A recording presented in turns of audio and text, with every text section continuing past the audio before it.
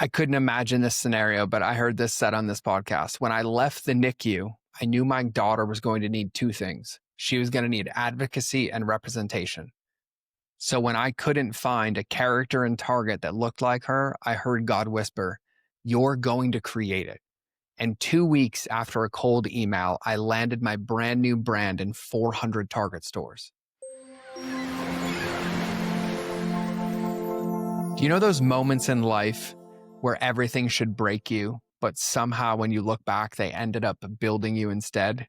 For me, it was being a Marine for 13 years, then getting medically separated and having my entire identity stripped overnight. It was by being told no by publishers over and over again, then watching a cookbook that I wasn't quote unquote qualified to write sit on the New York Times list for 22 weeks. And if there's one thing that I've learned in that journey, it's this: that the gap between the life that we're currently living and the life that we know we're called to is usually a story about why we're not ready, a story about why we don't have enough time, why our past, our background, our circumstances disqualify you. And today's guest is living proof that these stories can be rewritten.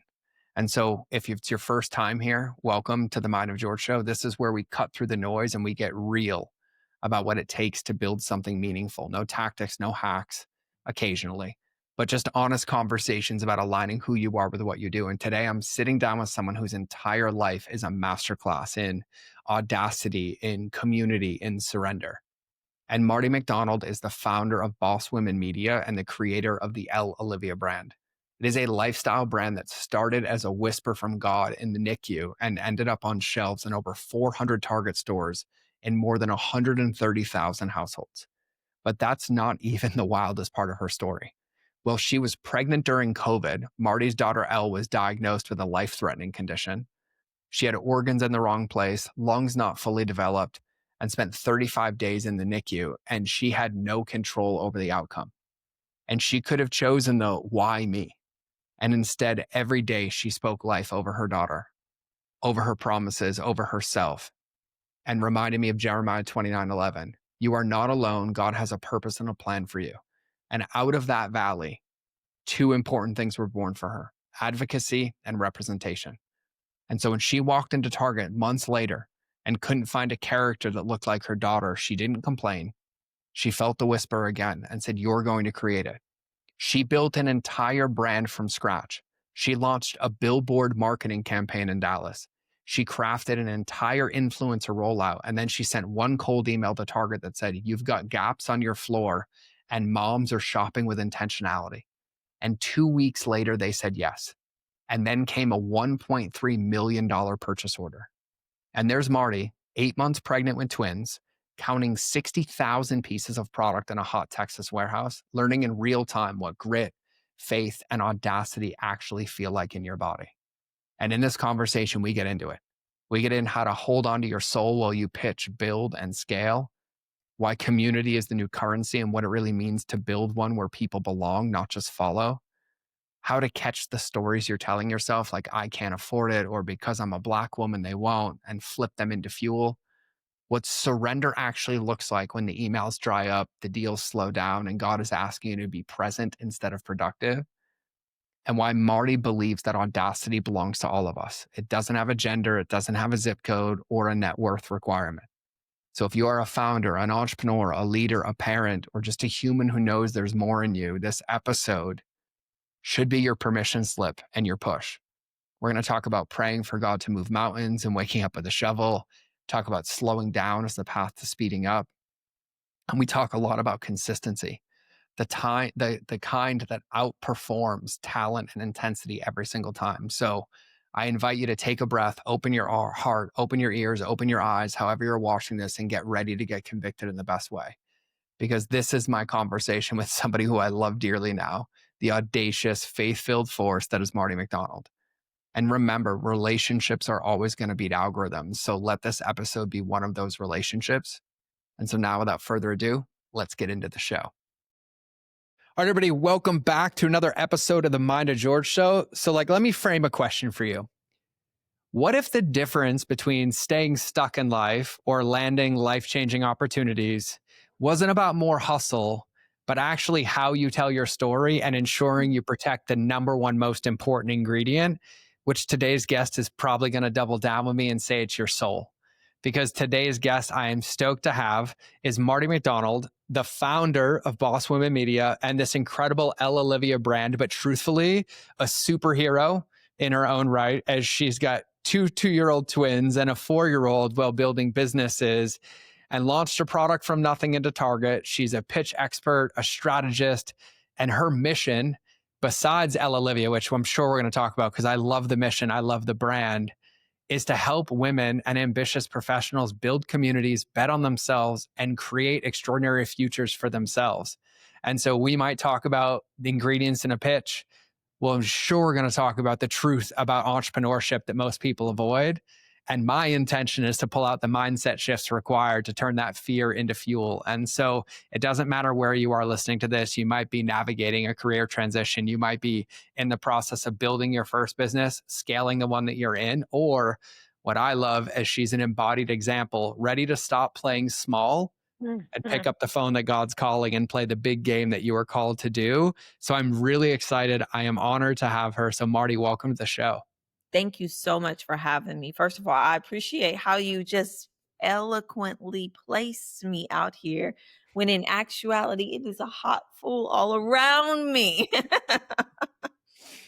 Oh, I feel that. I'm like Hot Mess Sunday all day. I've nicknamed myself the Hot Mess Cowboy because I live in Montana. And I was like, I think Yeah. I think that speaks to the nature of entrepreneurship, though. It's actually just shifting your perspective to realize that Yes. it's all opportunity and it doesn't have to be perfect. It doesn't have to be polished. You just have to be intentional and keep playing the game. You have to be intentional and you have to keep playing the game. That is the secret sauce. You just Mm. can't quit. You You just just can't can't quit. quit. Yeah, and Yeah, I learned too after being a Marine for 13 years, I'm like, well, it doesn't matter whether I complain about it or whether I'm grateful for it because I'm going to do it anyways. It's that's just a right. lot easier to be grateful for it and it makes the process go so much smoother. So much smoother, and you get to place your feet on the mindset shift of what can be versus what is not. Mhm. And so often we easily go to what is not versus what can be. I want to live in what can be 90% of my day. I actually, you know what? I'm going to ask you a question on that because I love that. I absolutely love that. And I feel like that's something that I don't want to say that I struggle with. It's something that's still in my awareness, but it's a conscious choice now where it used to be everything was, pessimism or how hard it was or what I was limited by. So like what is your like internal dialogue or process? How do you boil that down into action for yourself when you're navigating things like, I don't know, cold launching a product into Target Yeah. out of thin air? You know, when I got the vision, because that's simply what it was. When I got the vision from God that that was what supposed to be my next step, that was not anything that I was prepared to do, right? But um I was willing to be obedient. And so basically what happened was when I was 20 weeks pregnant, Elle got diagnosed with something called congenital diaphragmatic hernia, which meant her spleen, her liver, and her intestines were sitting in her chest. And that as soon as we as soon as I would give birth, she would have to have a surgery if she was healthy enough. There were so many ifs and buts and commas in between this whole process that we would then have a surgery to move everything into its respective place and to move organs that were covering her lungs that her lungs would not be able to develop. And then we would have to stay in a NICU for 35 days for them to develop. You talk about no control. You talk Mm. about every day I could have thought the world was crashing down. Oh, by the way, just this little thing called COVID-19 was happening at the time, which meant that me and my husband could not be at the hospital at the same time. We would have to take shifts and no family could come, family couldn't come around us. It was just such a tough time, right? I did not know at that time that it was preparing me to give her the tools that she would need for her life, and that I was learning how to show up as her mother. Mm. But in that, I could have been like, woe is me. But that is not the road that I decided to take. Instead, the road I decided to take was every single day I spoke affirmations over this little girl.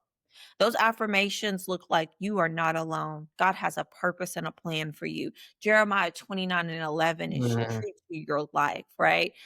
Every single day, because it wasn't just the words I was speaking to her, but I was speaking them to myself so that Yes. I could gain the strength. I was a new mother. I had never had kids before. I had just birthed this thing from my body that I was carrying for 9 months. And the instant that I had her, we were placed in the NICU for 35 days. And what I learned from that experience, there were so many things happening around me, but there were two things that I took away from the experience. These two things were, Elle's going to need to know how to advocate for herself, simply because Marty was digging in deep to find that as a tool, because I had never been here before. I had never lived on this street before. I had never been a mom before. But advocacy is a tool that you have to teach your child, Mm. and you're not going to be able to do it for them for the rest of your life. No. The second tool that I knew Elle needed, because when I looked around this NICU and I didn't see a lot of families who looked like me, I didn't see a lot of families in leadership that was like me and my family. Elle needs to know that she doesn't have to be the first or the second for it to be possible. She needs to know that it is possible because others have went along before her to showcase the possibility. And representation would be a core essential trait in our household. So Mm. when we left that NICU, those were the two things that I was marching towards in being her mother: advocacy and representation. About 8 months later, I go into Target. And when I went into Target, I was looking for something that looked like her. And let's be honest, there are not a lot of characters in the marketplace that look like black and brown little girls, right? And so my daughter, we were more than comfortable with wearing Frozen. We were more than comfortable with wearing Cinderella. We were more than, but I wanted her to see herself, right? Mm. And so I left Target that day, and I just knew it was like a whisper came down. And I know it was God because that's how I move my life. And it was like, you're going to go create it. You're going to go and showcase and create. And as I'm sitting here saying it out loud, I'm just having a moment because I'm like, it just took so much out of me. And there were so many unknowns. But Mm. I believed in the vision, and I just could see it. I instantly could see this character that I would give puffs with bows, or let her wear her afro out, or maybe she would have braids with beads, and she would be fun and artistic, and she would showcase this voice of possibility to the next generation. In my head, it was, and I'm dating myself, the Lisa Frank for the next generation, right? I love getting a Lisa Frank anything.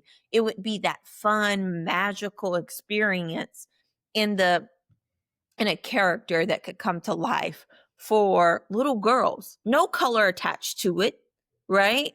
For little girls, simply to be able Mm. to know what's possible for themselves. And so 6 months later, I launched the brand, and I did all the things to launch it. I created an influencer campaign. I had a billboard off of a main highway in Dallas. Like, I built it out beautifully. And then I sent a cold pitch email to Target. And in that cold pitch email, I showcased the problem. I created the solution. I showed the proof of credibility from me building it. And I said, you guys got some gaps on your floor. And there are moms who are seeking to shop with intentionality. And Mm. 2 months later, we were awarded to go in over 400 Target stores to launch the El Olivia brand nationwide, with a pajama line, to get in over 130,000 households. because Wow. that's how much product we sold. And so the unknown, if I walk through those moments of valley, really, Mhm. me not knowing where I was gonna get manufacturing, and me knowing not knowing where I was gonna get the funds from. Yeah. I had a $1.3 million PO from Target, which means I gotta produce that much in product, Yes. and not knowing where the next thing would come from, right? But what I did know is I was just gonna show up every day. I was gonna do my Mm. part every day. And oh, by the way, when we got the award, I was pregnant with twins. And so, um, it was so many unknowns, but it showcased my grit, my resiliency.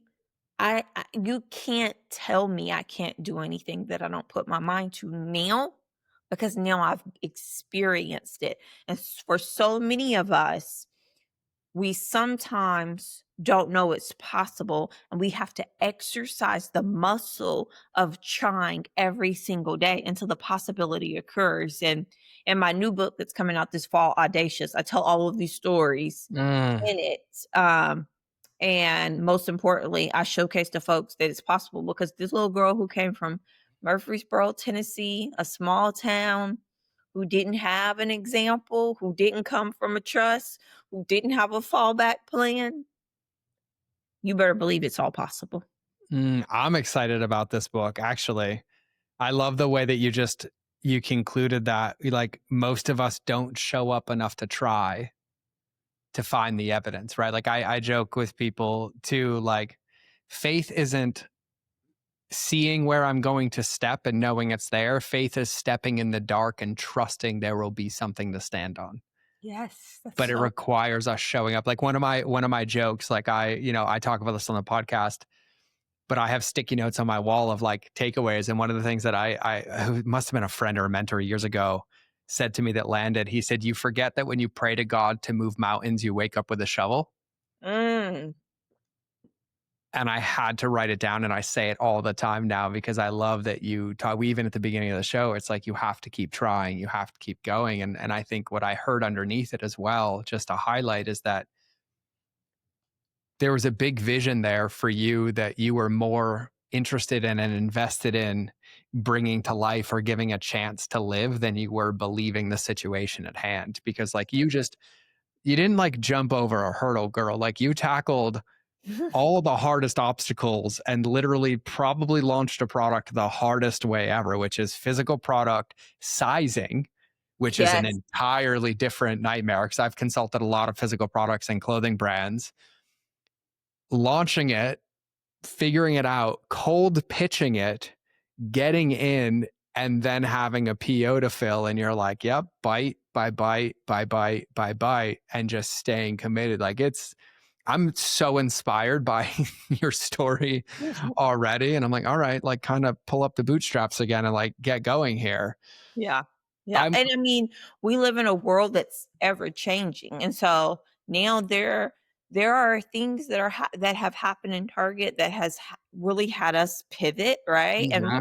and reinvent, right. And the core baseline when I created this and what I saw was, Hello Olivia is a lifestyle brand for toddlers to see themselves in everyday moments and parental education. That's who we are. That is our mission statement, right? And so when I was thinking, okay, well, what will the top of 2025 look like? We got tariffs. We got a boycott happening at one of the major retailers in the country. We have so many things going on. But in spite of that, my vision is still the same. So I said, well, let me go to the piece that there's more flexibility on parental resources, right? And so right now at El Olivia, we have a campaign running called Start Small, Dream Big.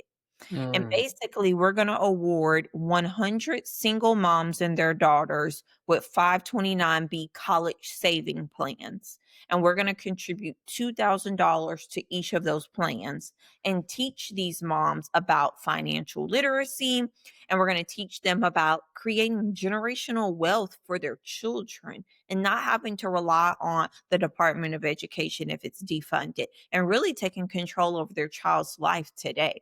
Mm. So, but the baseline of what I'm doing and what I'm creating is still there. It's just not with a physical product right now in the marketplace, right? And I think that so many of us can be like, man, look at what's happening. Oh, it just feels like doomsday every single day. And it's like, go back to what your mission is. Instead of Mm. these 5 things that you want listed to happen in 2025, focus on the one thing that you can execute incredibly well and not have to rely on the source of all of the things happening in the world. Because let me let you in on a secret, things are going to continue happening in the world. Newsflash. Like I joke with everybody. It's like driving a car. Like, hey, you got a flat tire as an entrepreneur, you're guaranteed to get hundreds more. Just change the tire and get back on the road. Don't slash the other three. Yep. That's Right. it. I love that. And you spoke to something I wanted to ask you about because you were just talking about basically utilizing the brand for community, and you're big on community. Like you've cultivated massive, massive communities of women. And you just talked about really what I could feel the soul of the brand, which isn't just to sell pajamas. It's to create a connection in a community to empower something bigger for people. Right. And so I'm curious from your perspective, like, what are some of like the practical things that an entrepreneur can do to create a community that doesn't just follow, but actually belong? Because I think a lot of people operate under the lens that like a community is people that pay attention or just these numbers in a group or these followers on Instagram, and community is so much more than that. So I'd love your perspective on like community, but also like what are some things that maybe entrepreneurs can focus on or beliefs to have or even practical things that they can do? Yeah. Well, first thing I think is community is the new currency, right? Like you cash used to be it, right? Social currency is a thing, but community really is the currency. Because at the end of the day, I don't care if you're a founder, um, people want to go alongside a story, a journey, right? People want to follow the ins and outs if it resonates with what essentially feels like could align with their purpose. People always want to be a part of something, essentially, right? And so, us creating community with Ella Olivia, it's like me giving space to moms so they can see themselves. They're looking for tools and resources right now for these little girls that are growing up in this world, right? Allow us to be put a voice to a name, right? Mhm. Allow us to showcase to moms this really taboo thing. Moms can have the career of their dreams and raise incredible human beings too. Mhm. Why? Because I'm doing it. I'm the Yep. founder behind the brand, right? And so for us, even with Boss Women Media, people want to be attached to something that they feel like they can be a part of, that resonates, that gives like mindedness in place. But in order to cultivate that, I believe that you have to know your why first. Because Yes. you're like, okay, you can go create a Facebook group, you can go create, right? But it's like, how do you keep people engaged? How do you keep them to being a part of something? And the thing you have to do is you can never make it about yourself. You have to make it about the folks who you're galvanizing, right? You can't root it in profit. It has to be focused on what the purpose of the brand, the mission, the organization is that you're building. And so for me, each one has been anchored around a why, and my why has been able to sustain me. And it's changed in so many different verticals along the way, right? Mm. Business is not the same from 2 years ago, right? Mm-mm. Business is definitely not the same from 5 years ago, right? Mm-mm. And the world is moving so fast, it's going to continue to evolve very quickly. But what roots and guides me is community. And here's the part that I didn't even realize I was cultivating in community. Toddlers. Toddlers have such a force in households in how they see themselves and what they want to watch, right? And what they want to wear. Have you ever dealt with a 3-year-old on a Monday when you're 100%. trying to get them ready to go to school? You Yep. better believe they're like, no, I'm not wearing it. And they stand firm in it, right? But what we've seen is that our little girls who wear our product, the thing that they say is, Mommy, she looks just like me. Mm. We're cultivating a community already because these little girls at 3, they see themselves and they hadn't seen themselves beforehand. And there's something amazing that happens when you get to create community and folks get to see themselves. Mm. God, that was so well put. And I think you also, I was going to ask you, but you answered it in there like, some of the hard realities or truths about building communities. And you hit some of it because, I had addressed it. And I think that the way that you described that, like, number one, having a why, like, there has to be a reason and a purpose. And I've talked about this in this podcast before. Like, I call it building a movement, right? Like a belief system for people to attach to. But there needs to be a why. And also, communities don't run themselves. But to Mhm. your point, when you look at the state of the world, when you look at business, when you look at the shifts, it's not the products or the services that allow the reinvention. It's the community inside of it that is there for you to give that feedback, to help support the cause, to help support the mission. And I think it's so important because I see this a lot with entrepreneurs is like in the early stages, they'll go so hard in community because Mhm. they know that it's the get go, it's the like the fuel for the road. But then as like things start to work, they pull back and they literally cut the lifeline that started the whole thing out of Mhm. the business and then wonder why things struggle. And, I Yeah. think a really easy way, even biblically to put into it is that, you have to sow and invest into Mm. that community way more than you reap what comes out the other side, right? Like the harvest doesn't come instantly. And I love the way that you explained it. And I'm curious too, because you've hit the wisdom coming out of your mouth is like gold right now. I'm just over here like internally taking notes. But I can imagine because like one of the things that I hear all the time is like, I don't have time, right? Like Mhm. I don't have time. And I would submit you don't have time not to, but I got you, Marty, sitting across from me with a 4-year-old, 2 2-year-olds with 2 different brands and running this business. And so I'm curious when you look at that and like the character building that you've gone through by, God's glory, like what identity shifts did you have to shift or let go of to become like, the woman that you see today? Not that you're at the finish line, but like, were there any of those and what shifts Oh, did you go through? 1000%. There have been shifts. There still are shifts. It never goes away. It is a constant from the perspective of telling myself what's possible for me. Because I also am a woman of faith who believes in what God's promises are for my life. And because I believe in his promises, I haven't even seen seed form of what is available to me. I haven't even seen exceeding, not exceedingly, exceeding abundantly. I haven't even seen that yet. But one of the big shifts that I've had to make and that I constantly share with folks, and this is a huge part of my book, is what story are you telling yourself? And Preach, girl. the story can literally shackle you down and hold you hostage, or the story can be so free and it could be endless opportunities available to you, but you get to choose. Hmm. Every day, you're subconsciously telling yourself a story. And so the story I used to tell myself is, I'm a Black woman. That's why they're never going to.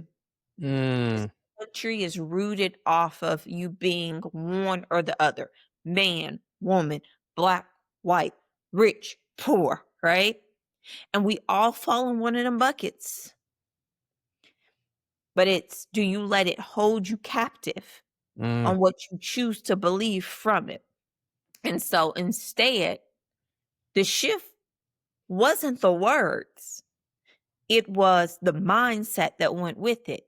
When I figured out that I was telling myself this story that was holding me captive, then I was able to shift the story from, because I'm a Black woman, that's why they will. mm, See, it didn't take away the thing that I was making the thing that held me back. But instead, I shifted it because I want to be around people who embrace who I am, who mhm, embrace my fullness of what I offer. And because of the vast community of difference and culture that I bring, it adds value. I don't want to show up and shrink. I don't want to show up and not be myself. I want to show up exactly as I am, as God made me to be. mm, And so it's just shifting the mindset of the story. I mean, and that's just one version of a story I told myself. I used to tell myself, this was last year. Me and my husband, I have a performance coach, and me and my husband went to a session, and she asked us this question: what is the thing that is distracting you? What's your biggest distraction right now? mm, And we were like, our twins. They're at home.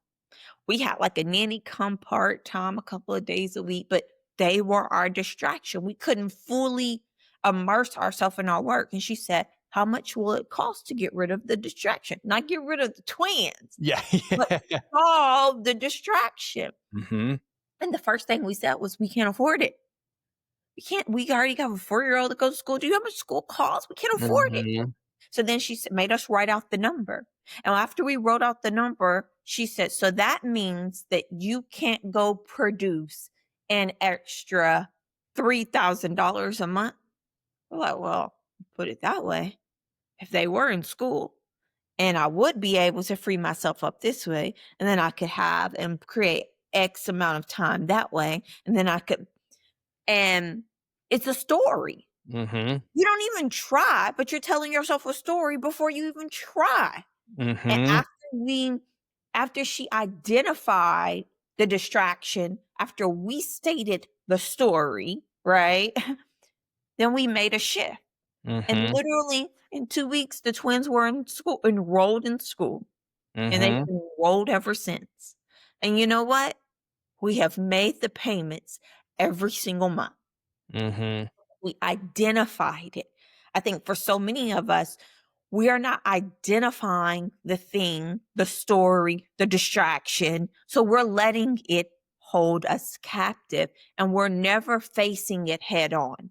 And mhm, that's the part from the difference between, I want to start a business, I want to be an entrepreneur, I want to take control over my life, versus the people who have created the business, are making millions of dollars a year, are living in their values, as you stated and shared, are showing up every day as their full selves. That's the difference. 100%. Oh, and I think the part that I would add is that at every level, a new story is developed. That's right. And you said this earlier, so for everybody listening, it doesn't mean that once you write a new one, it just sticks. It's like another hero's journey, right? Like it's never done. And I found for me, same thing. I had the story of like I'm just a Marine, and that was my identity until the Marine Corps was like, we're done with you. Mm. Well, all of a sudden that story wasn't going to work anymore because I didn't have a paycheck coming in. And Hmm. then that's when I became an entrepreneur. And I've recognized that those stories change one of two ways. It's either when in my life, God has taken away from me the things that he gave me because I wasn't stewarding them and I was like so comfortable in that story. Or to your point, I proactively choose to write a new one. And I Hmm. love the way that you describe that because I think for all of us, there's, the one that I love, for you that you're an embodiment of is like the one I hear all the time is like, I don't have time. And I'm like, but what if you reframed it to you don't have time not to? Yeah, that's right. Then what starts to shift. And I think for me, like I've been an entrepreneur for 20 years. One of the struggles in the beginning is I always waited for somebody else to stretch me, right? Mm, To tell me or to invite me. And that's just not the nature of the game. And it took me years to recognize that it actually wasn't that I was afraid of writing a new story, is that I was comfortable reading the old story mm, and it that's was right. familiar. And it was like letting go of that and the identity and the labels. And to your point, like, I want all your flavor, girl, all of it. I'm just going to call it flavor. Like, I want all of it. Right. But it was like oh, I'm a Marine, or I was homeless as a kid, or I came from a poor family, and all those identities that, like, they were like outfits that I didn't put on myself, but yet every morning I woke up, I put that same set of clothes on instead of just leaving them on the floor. That's right. And I think You there's so much power in that. the interesting part to it is that at every level, and you can relate to this, you want a new title, Hmm. a new accolade, a new award that goes along with the work that you've created and you've done, right? The thing that is so interesting is that everybody gets so excited we got into Target, right? That was the hardest damn thing I've ever done in my entire life. Like in terms of what I had to dig deep. I don't even like thinking about how hard it was sometimes because it was so difficult. I was 8 months pregnant, walking around a warehouse counting 60,000 pieces of product on our first order, preparing a container. It was hot in Texas. And oh, by the way, I had gained 75 pounds. I was pregnant with these twins. Like it was brutal, right? But like all four, I had to check myself. All for you to have in my bio to say that, for you to glean from me of that, right? That thing almost took me out. But the thing about it is, I think that you kind of hinted to this. It's not about the stories or the accolades. It's about the work that you're changing in the world, in your Mm. communities. For me, it's about the impact that I get to make. A part of my new story that I say and I proclaim out loud, because I think that there's so much power in the words that you say, is I'm going to be a New York Times bestseller. This fall, I am going to be a New York Times bestseller, right? And here's the thing, I didn't get this crazy book deal with the largest publishing house. It's the third publishing house in the world. I'm incredibly excited about it. I have a really great team and support, but I just also know that I'm going to give all of this glory to God for it. Mm. That's it. I am going to give him the glory because the way he's going to orchestrate this thing and make this thing work out is couldn't even come from my own strength. It would have to have come from him. And so Mhm. that's what I know is going to happen. And I know from it, people are going to say, I want to know the God that she serves because of it. Right. And so sometimes when you think about the stories and the titles and what you want, you have to take yourself back to, as what I said, what is the why? Yep. And if your why is rooted in profit only. Now listen, I believe that we should all be living fruitfully and no man should have to beg. But if it is only embedded in profit first and only in paychecks, you can forget about winning. Yep. 100%. Not gonna happen. 100%. Man, for everybody listening, just rewind and listen again, but listen till it lands. Cause I feel like I even recorded a podcast on this earlier, a solo show on leadership, and you've hit like every single point that I've talked about on that solo show. So for everybody listening, you get a double dose because you nailed it. You've absolutely nailed it. And I think it's so, number one, like, I also want to highlight that, I've talked about this a ton on this podcast, but different entrepreneurs, different seasons of life, different ways that we get there, but all the same lessons. And I think at some Mhm. point you got to realize that's God picking up the phone and calling. It's just a matter of, are you going to pick it up? That's right. Right. Because, even for me, like you're talking about, like, oh, I'm proclaiming I'm going to be a New York Times bestseller. Well, I used to be a food blogger. and I got a publishing deal, but I was neglected. I was told no over and over, and I had to fight. And that cookbook, I made a cookbook, was the hardest thing I've ever done in my life. Mm. And I didn't do what anybody else said. And I was like, no, no, God just kept putting it on my heart. He's like, do this. And I wasn't even a Christian then. I wasn't even saved. God had his hand on me, but I didn't have my hand reaching back out to him. And he was still there. And that thing became a 22-week New York Times bestseller. And Shut up.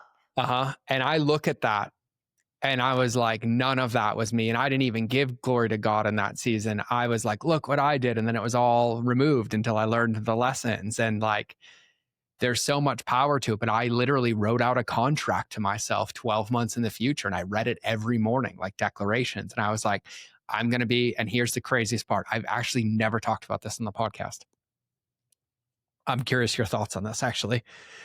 So I was challenged by my personal development coach back in the day, before I knew God, to write this contract. And she said, no, it has to be specific. The power Mm, of your words, right? The Bible tells us like God spoke us into existence that's right. and he's given us that gift. And it's like the devil influences your words. You're going to speak the wrong thing into existence. And right. Even I think it's Ephesians 4:29 that says like only speak wholesome out of your mouth, which is like what's creating that life. And so she's like, Lisa Kalman, I love you, lady, was like, I want you to write it down. And I wrote like, oh, I'm being New York Times bestseller. She says, no, specific, like by when, what number. And I That's right. crap you not, Marty. And I don't think I've ever shared this before. I got there and I wrote out this contract for a personal goal, a professional goal, a community service goal, a physical goal. And this was the business one. And so I wrote it out and I wrote, I'm going to be a New York Times bestseller. And she's like, no, no, no, what number? And I was like, what do you mean, what number? She's like, on the list, what number? That level of specificity. And I sat there and it was like the one sticking point. And so I wrote number 4. Mm. And I wrote number 4. And I'll never forget it because my book came out June 10th of 2014. And I was in Jackson Hole, Wyoming. I had a broken leg at the time. And my publisher called me on June 17th and said, hey, I don't know how you did it. I know I told you could never do this. Screenshot it, remember it. Your book hit the list. It was number 18 on the advice how-to list. And I remember like I celebrated, I did all that stuff. And then he called a week later and he's like, I don't know how you did it again. It's number 16. Marty, I crap you not. 16, 12, 10, 9, 7, 6, 4, 4, 4, 4, 4, 4, 4. And it stayed at 4. And then it hit the monthly list and did the same thing. And you know where it stopped? 4. And then about 3 years ago, I was packing and unpacking and I found the contract from 8 years ago and I read it and I broke down in tears. And I remember I didn't think I was good enough, that I didn't deserve it, that how could I ever turn it? And I read that I wrote number 4 and I didn't even have the courage to believe in myself. And that was the number that I hit on the New York Times list, was number 4. Isn't that crazy just from you stating it? You didn't even believe it all the way, but Uh-uh. you just was obedient in the words of it, right? Mhm. And it's the same thing. I mean, like, I could tell you story after story of someone calling me saying, "Hey, Marty, I got a 6-figure check over here. You want to come pick it up? You can do whatever you want with it because I know you're going to do good in the world with it." Right. Or like, and I'm like, those were just my little winks. Those were just God winks of saying, "Girl, I see you. Keep going. I know you tired. Keep going. Keep pushing." Right. And like, and this is what I'm saying. This is my proclamation. Now, Mm, the last chapter of my book is called Surrender. That's the real secret sauce. Because at the mm, end of the day, I'm telling you how to craft a story, how to write a vision, how to um, ask audaciously for what you want, how to show up for yourself, how to build your network and activate it, who the assigned people are who come along the way, who you absolutely didn't see come. I tell you all of that. But at the end of the day, what I believe is the most powerful tool that we all possess, and it costs us absolutely nothing, is how to surrender. And that means slowing down to speed up. mhm, And I give honor really to God at the last chapter of the book in that way, because that was 18 months after I had the twins. It was like everything, the crowd got quiet and I didn't know what to do. It was so unfamiliar to me, but God was teaching me how to surrender, how to surrender when you don't have anybody to call to tell them I got the deal or I didn't get the deal. And how do you cultivate the relationship with God and let Him be the first person that you call and connect with? And that, my friend, is peace. And you Mm-hmm. know what you get when you get peace? Profit. Because you go hand in hand together.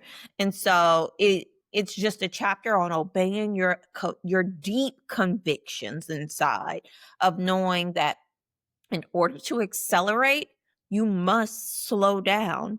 And that's what happens when a car specifically is about to speed up. Before it speeds up, it slows down a little bit so it can then take off. Mm-hmm. If everybody's wondering, if you do it, press your gas pedal. There's a moment where there's a pause That's right. and there's a input and then the response, and there's a gap before that response comes. That's right. I And want I to believe I'm walking into my response season. 100%, 100%. And I'm like, you're sitting here. I want to talk about surrender. This is like the icing on the cake near us landing this plane, in 15 minutes or so. But, it reminds me, because I have to do this often. Like, David was anointed and waited 13 years. Mhm. But in that process, people forget biblically, if you're unaware, he was anointed to be the next king. And then he's like, okay, but let me get back to my sheep. And it was being obedient to go back to the sheep. Or then Joseph, whose brothers tried to murder him and sold him into slavery, and he was faithful and obedient. And then he ended up the number 2 ruler. Or like Job, who had everything taken away except his faith, and then was rewarded on the other side. And so I wanna ask this, because surrender for me, I looked at as something to do, not someone to be. Mhm. And surrender isn't an action. And I think when people hear that word, I think sometimes people misinterpret it for, I'm going to sit still. That's I'm right. not going to do anything. So I would love your definition and thoughts on surrender, because you also said it and you're like, I'm going to surrender while still obeying. And Mhm. that is an active word. And I think surrender is active, but I would love your thoughts on that. Well, I believe that you can't have clarity in faith. They can't that you can't have clarity in every single piece of the pie and walk alongside and say you have all the faith in the world. The two don't quite coexist, right? From the perspective of faith is the currency from heaven, right? Mm-hmm. It's the thing that you have to walk into not knowing every single answer, right? Mm-hmm. And so I believe that from the perspective of surrendering is an intimacy with you and God. And God does Um, not take joint credit for the miracles that He does. And no. surrender is a part of allowing God to do only what God can do. As a matter of fact, you can't even think of the things that God thinks of. And so surrendering means taking possession of how you want to show up in clarity, how you want to show up in faith, how you want to know without a shadow of a doubt that miraculous works are going to be had on your behalf, right? In the midst of failure, rejection, and the unknown. Mm-hmm. And so I think about the after I decided that all right, this is 2020, it was actually 2024. 2024 was one of those years that everyone was just kind of in limbo. We were on the brink of, are we going to have this president? Are we going to have this president? Right? Corporations didn't really know what to do or what they wanted to do or how they wanted to show up or what their objectives were. Everything was on a pause period, right? And because that happened, it left me and my organization that has really been built from a perspective of equity and women, right, in a limbo in a lot of ways because folks didn't know what they wanted to do, right? The initiatives that had happened the year prior were not at the forefront. And so I remember sitting in my kitchen cooking dinner for my kids. And while I was cooking the dinner, God saying to me, I just want you to be present with them. Mm, Uh, and in being present with them, that's you trusting me. Don't don't don't don't send another email. Don't text another person. Don't ask for the next deal. Cause see, my problem is never the ask. My problem sometimes is solving all the problems. yep. And so for me, it was around really finding space to be present, to wiggling my toes and what existed today. In me doing that, I had absolutely no idea that a book deal was coming. But to your point, in December, we were out to dinner with some friends, me and my husband, and they said, Marty, what you got going on in 2025? My response, I'm getting me a book deal. I don't know how, but I'm getting me a book deal. See, I'm not going to write a book. I'm going to get me a book deal. That's a big difference. That's what I want. And so it happened. I'm I'm staying present. I'm trying to stay focused in what I have today. I'm writing my gratitudes out. This is what I'm grateful for and not in this cheesy very mundane way. It's very specific. Mhm. And then I'm proclaiming and asking for the desires that are on my heart. In the spring, I did an Ella Olivia pop up in Atlanta. At the pop up, I had one of the influencers who came who shares with me, I got a 6-figure book deal. See, and let me pause here and say, sometimes you just need to hear it to know that it can exist for you. When Mhm. she shared that, probably 7 months prior, someone had told me they had gotten a 7-figure book deal. And I thought, man, Marty, don't be out here asking or playing small. This exists for you. And so as she's telling me this, I boldly ask her, would you connect me with your book agent? And her response to me was what I know that I have placed in the world around me. She said, Marty, I will absolutely connect you with my book agent because I see your book. I see your book around pitching and positioning yourself. I can see it. The world needs to know this story. Because she could have said, no, that's a contact that I have. I don't feel comfortable with that. I don't know, Mhm.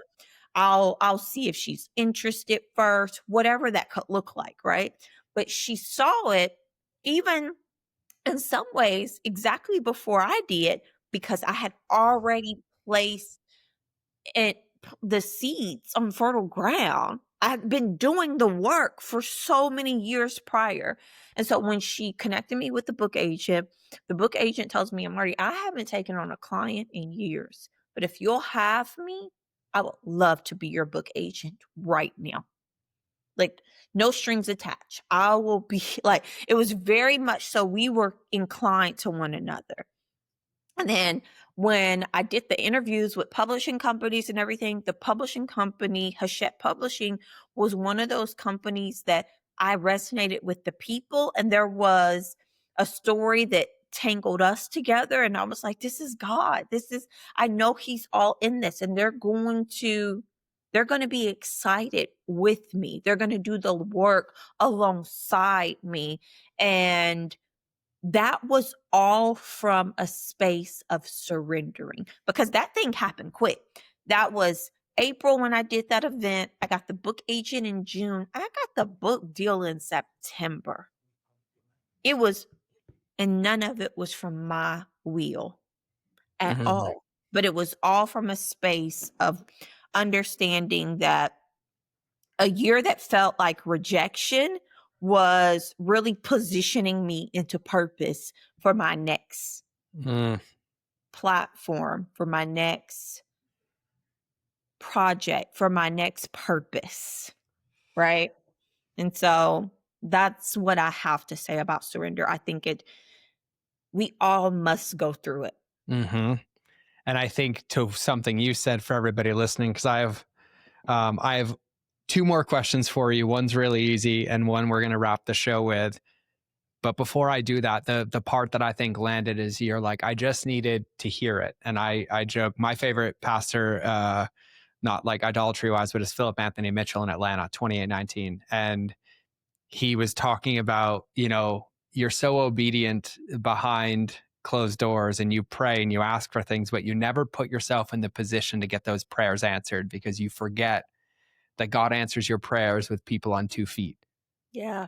And you talking about speaking it into existence and owning it and building your character and operating like it's already here, just even to that book. And she's like, I see it already. But that wasn't from a place of timidness. That wasn't from a place of like, I don't know. It was like full embodiment of what you've shared and what you've talked about in this show, which I absolutely love. And so I love the way that you talked about surrender. It was so good. And I'm actually really excited to read your book. I already found the website and I was like, oh no, I'm going to make sure I link all this in the show notes for everybody, which brings me to the easy question. I mean, they're both easy because you're so articulate and it's so profound, the wisdom you share. But I would love for you to share with everybody where to connect with you on Instagram, and then also like where they can grab the book. And I'll have everything linked as Yeah. well in the show notes. Absolutely. My Instagram is Marty T. McDonald, just like the restaurant, MartyT. McDonald on Instagram. Over the next 75 days, we're going to be announcing a book tour stop that's happening in 6 different cities across the US. We're going to be on book tour. The book comes out October the 14th. And then I have so much information and nuggets that I'll be sharing with my audience about the book, just tools, takeaways, but most importantly, the biggest piece of messaging of the book that I want my readers to leave with is to knowing that audacity belongs to all of us. Mm, It does not have a gender to it. It's not attached to a socioeconomic background. That every single one of us has audacity living somewhere inside of us. We just have to activate it. And so I want people to know that any of these things that I've shared, it's possible for anyone, hmm. not just me at all. And so that's where you guys can find me. And the book is on all the spots: Amazon, Walmart, Target, Barnes and Noble, or independent bookstores. We really want to support independent bookstores during our book tour stop that's happening in 4 key cities.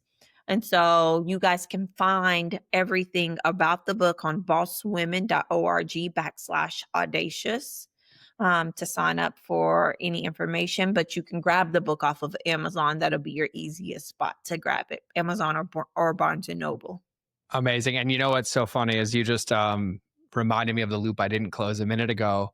Is I think for everybody listening, just even in Marty's story, let her saying it be the confirmation that you need to be audacious and go try to get it and operate like it's already here, because that's so living in testament to like what you shared. And I also just found out about this website a couple of days ago because I had somebody else on the podcast who had a book come out, but because you want to support local independent bookstores, I found out about this website called bookshop.org.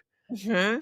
And then you can tell it what local bookstore to give credit to and still buy the book online. And your book's out there. I already found it. So for everybody listening, like I'm going to have everything linked in the show notes. I'll have her Boss Woman Media, the book landing page, the resources that you can get, the bonuses, the all of that. And at minimum, please follow this. I don't take this wrong. This flavorful woman that I love, like all of it. I'm like, I have a sister in Christ. I'm like, I'm here for all of you. And like, I want to turn your volume up more, but at minimum, connect with her on Instagram and send her a message of gratitude, something that landed, ask a question, Yeah. get audacious, for Yeah. lack of better terms. And like, let's go out. Like, I'm going to make that like my word of the month, and I'm going to bring it back for you. And every time I say it, I'm going to talk about your book. I'm like, we get to be audacious in all of This this. is And our audacious season. What a time to be alive. what a time to be alive. Because as you know, we can see it, everything's either an obstacle or an opportunity. And the only difference is your perspective. And That's right. so take the reins and like go create it, go do it. And so here's my last question. And this can be as simple as a fortune cookie, or this could be a thesis, for 2 to 3 minutes. But I just, I want you to imagine that everybody listening to this episode up until this point forgot everything that we talked about. They got Men in Blacked hard. Will Smith got them good and they can't remember anything. But right now, you have the ability to impart wisdom that's going to get tattooed on their soul that they'll take with them forever. What would your tattoo wisdom for everybody listening be? Oh God, that's so good. There was one thing that instantly came top of mind, and I'll share it. But as I think about the messaging of the book, that it's sometimes I say this to our friends, and I hope you don't take this the wrong way, but it's so true. Is I want the audacity of a white man Yeah. to show up in spaces and places like a king, right? And if we just all just showed up that way, right? Just like we owned spaces and places. But in order to do that, you got to be consistent. Uh-huh. And that nobody cares how talented you are in it.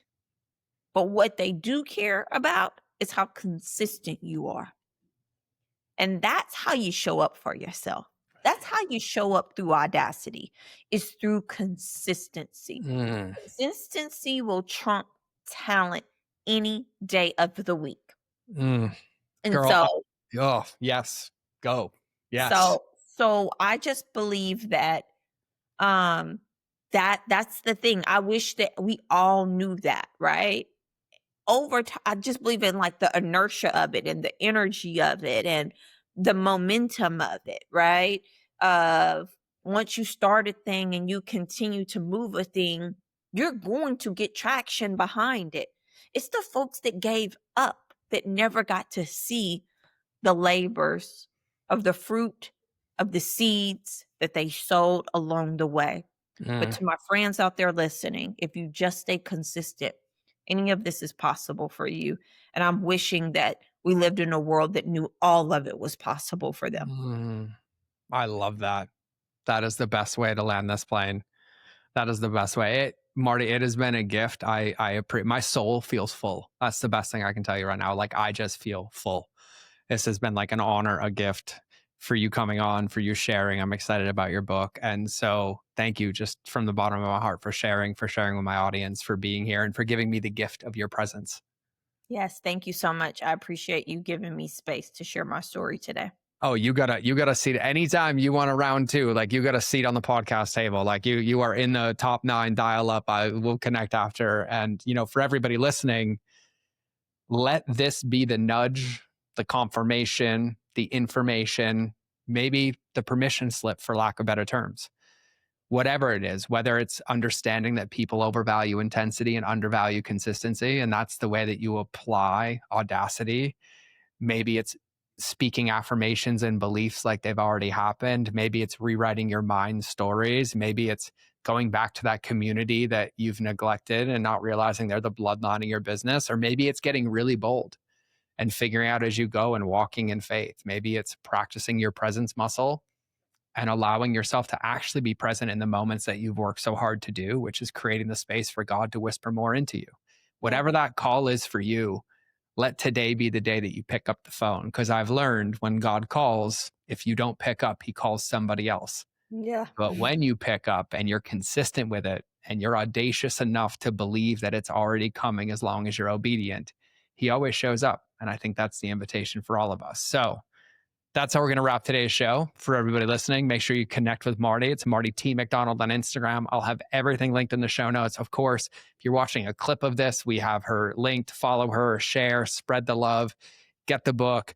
Men too, but women, go be boss women. But we are inclusive of everybody. Come bring all of your flavor, all of your audacity, because I feel like I want to learn to be more audacious like you. And so, for everybody listening, I love you. I appreciate you. God loves you. We will either see you in the next episode or you will hear me in your earballs. But either way, we're done.